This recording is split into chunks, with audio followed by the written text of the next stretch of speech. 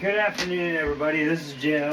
If you watched my video from the other night, we were trying to figure out why this pump is not priming properly. So we thought that the filters were clogged, replaced all the filters. It's still not priming properly. My thought is, so our tank is 8 foot underground to where this pipe goes down through. So this runs down through the ground, 8 foot, and then over to the tank outside, which you'll see that in the previous video where we buried that. It's still not priming properly. So went to the hardware store and I talked to a fellow there, very helpful. Obviously our pressure tank is undersized. We actually had a comment about that earlier. Problem is, a pressure tank requires so many PSI to be able to inflate the diaphragm, from my understanding. I could be way wrong. I just looked stuff up to try to figure it out. These pumps on the front, so this is a pump that pumps water, and this is the diaphragm. This is made for a camper. This is made to sit right on the floor, and your water pump or your water tank is right below. It's not made to pump water from long distances, from my understanding. So what I was told is to get a one-way check valve. So what these do is water comes in, there's a little spring in here, and then when it shuts off, the spring falls down. It should keep the water from going back down to the tank. My thought right now is the water's coming up, gets to the diaphragm, and then it's sinking back slowly. So when we turn our water on, it's not coming back very quick. It takes probably 5 minutes for us to get water to our tub, our shower, our sink, all that. So essentially, my plan is we're going to start with this one-way valve. Going to wrap our components with thread tape. I'm not gluing any of this right now. The biggest reason is I just got to see if it works. If it works, I will glue things. If it doesn't, it just makes it easier to tear apart in the end if this doesn't work. So we're going to go ahead and thread tape these. Maybe. Come on. Nope. Come on, man. Just. There we go. Alright, I'm just doing these hand tight. I'm not putting wrenches on or anything. The biggest thing I have to remember is direction of flow. There is an arrow on this. Sorry, my lighting is terrible. Actually, I'll bring this light over and see if it helps whatsoever. Probably not. Probably not going to help.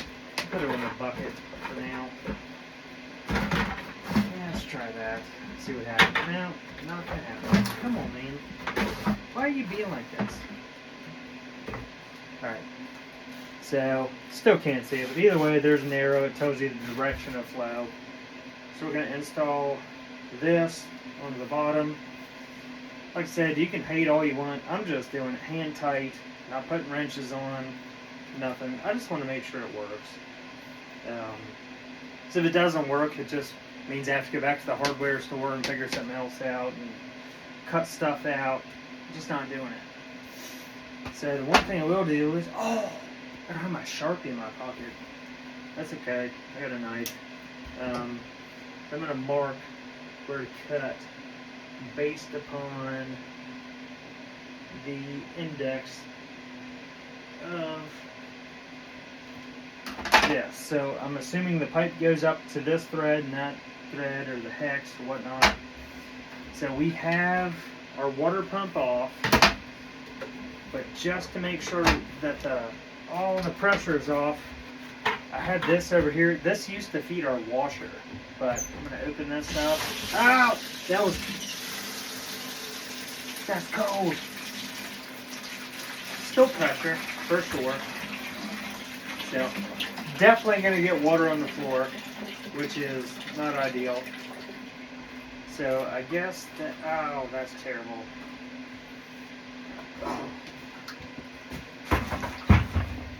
Got me a little bit. We're good. So I have my marks here. So I'm going to grab my pipe cutter here. Put it right there. I'm going to cut this section off, which I'm assuming is going to let a little bit of water. Nothing. So that right there tells me that we're not getting water up to the pressure tank, so this pump is not able to pull water up. With that said, I'm not confident that this fix is going to fix it. So we'll cut this piece where it was marked.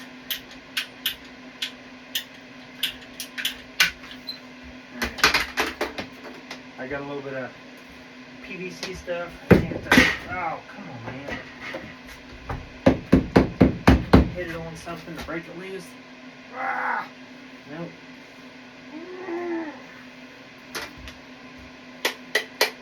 A little tap. A little love tap. Right now.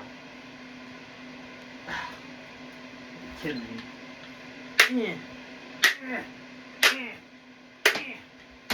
Should open now. Yep. Look at that. So I'm not sure. Obviously, I'm not a professional plumber or anything. I'm not professional in anything whatsoever. So I always apply glue to one side and then the other side. A lot of people use primer. I'm not saying there's anything wrong with that, but I just don't have primer. So just going to apply the glue to both sides. Slide this fellow on here. Give that a second. And put this here. We're just going to let that sit for a minute. So what I am going to do now is after this dries, which takes no idea, until I can't twist it anymore, I guess. I can't twist it, so we're going to try it now. So on the back side here, oh, I lost my fuse. Alright, so we have this is a 12 volt fuse that comes off our solar. I'll just switch this one. You can hear the water pump kicking on. It should stop running at some point. Okay, so there's a relief valve up here. We hit that relief valve. It is not coming out the top. Okay. Okay. Okay. Let's, water coming out there. So it should shut off. It is not shutting off. Typically it shuts off.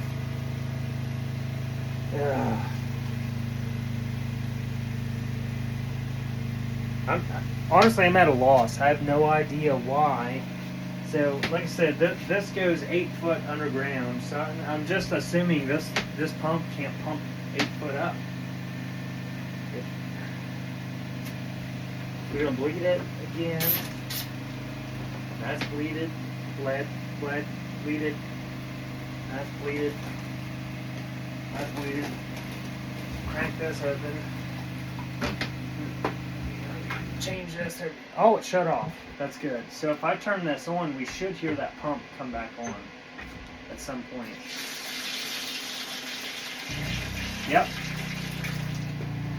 And then it should shut off. Please, just do the thing.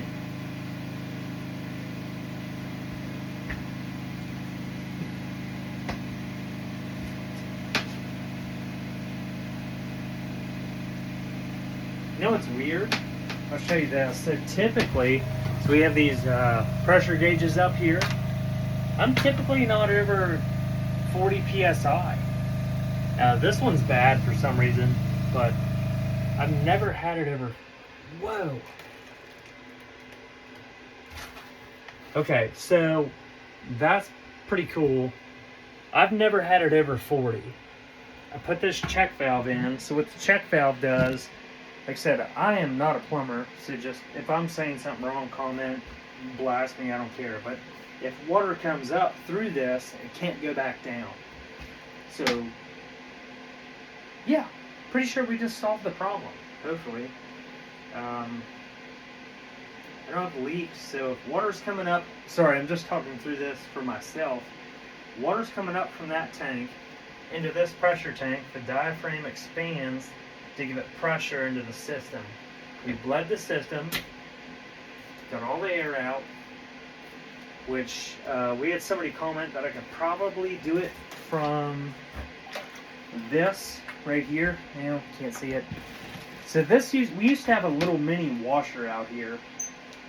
It was like an apartment style washer. But as soon as we put the wood stove in, it's too close to the wood stove, so it melted. It's fine now.